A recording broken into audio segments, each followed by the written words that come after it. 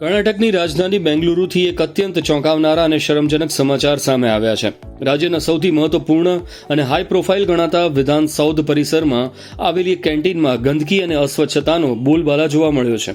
ખોરાક અને નાગરિક પુરવઠા વિભાગના અધિકારીઓએ જ્યારે વિકાસ સૌધ પરિસરમાં આવેલી કેન્ટીનમાં અચાનક દરોડો પાડ્યો ત્યારે ત્યાંનું દ્રશ્ય જોઈને અધિકારીઓ પણ દંગ રહી ગયા હતા. કેન્ટીનના રસોડામાં અને લોકો માટે ખાવા માટે રખાયેલી પ્લેટો પર વંદા ફરી રહ્યા હોવાનું સામે આવ્યું હતું. જે કેન્ટીનમાં રોજના સેંકડો લોકો ભોજન લે છે ત્યાં આ પ્રકારની ગંભીર બેદરકારી સામે આવતા આરોગ્ય વિભાગ હરકતમાં આવ્યું છે. ઉલ્લેખનીય છે કે વિકાસ સૌધ એ સામાન્ય સરકારી મકાન નથી.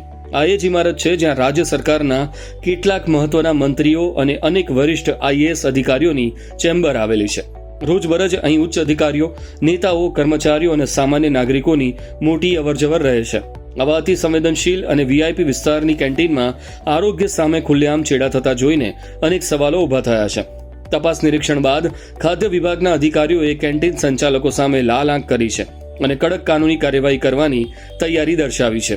અસ્વચ્છતા અને લોકોના સ્વાસ્થ્ય સાથે રમત રમવા બદલ આ કેન્ટીનનો લાયસન્સ રદ કરવા સહિતના કડક પગલાં લેવામાં આવે તેવી પૂરેપૂરી શક્યતા છે.